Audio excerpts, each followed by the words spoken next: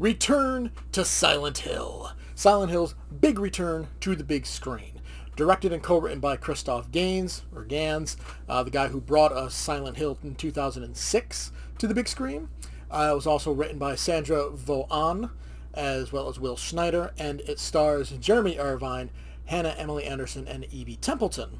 James, played by Jeremy Irvine, literally crashes into Mary, Hannah Emily Anderson, and it's love at first sight.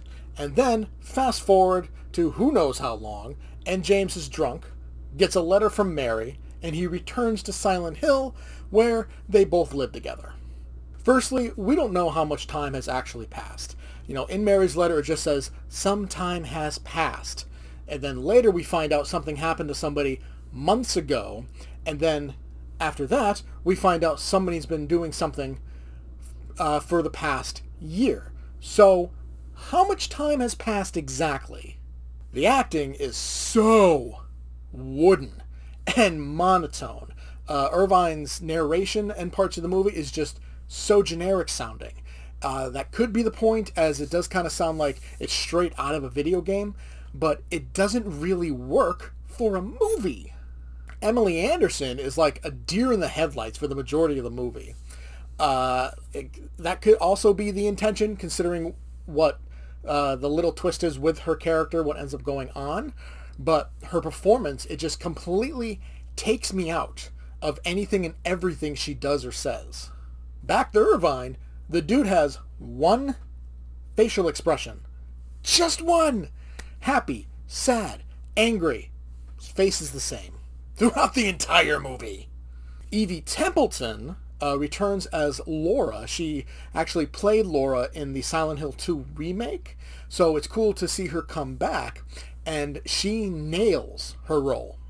Templeton really came into prominence thanks to her performance as Agnes in Wednesday, and honestly, with this and Wednesday, she has an incredibly bright future in the horror genre if she chooses to stick with it.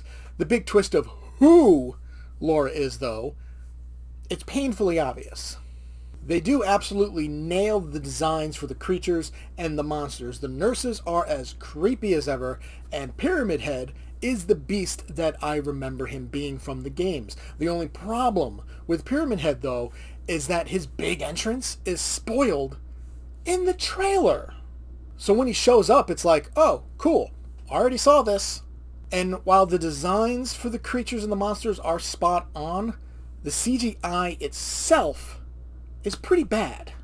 They took the time to design all of these things properly, but they poorly executed the effects themselves. While they look great, their movements and their actions are painful to watch. Also, it is very clear that the actors are running up against a green screen a lot of the time. Other than Templeton, really the only thing this movie has going for it is that it does capture the creepiness and the overall atmosphere and tone of the games. And the score from Akira Yamaoka, if I'm pronouncing the last name right, who scored all of the Silent Hill video games, so including the original and the Silent Hill 2 remake. So it was great to see him back and see his masterful work get proper use.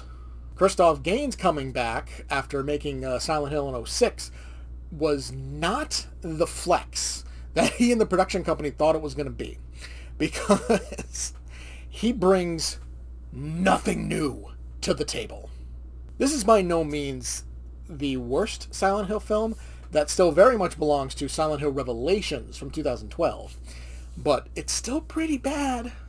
If it wasn't for Evie Templeton, the capturing of the game's atmosphere, and Yamaoka's score, this movie would be a complete and utter failure.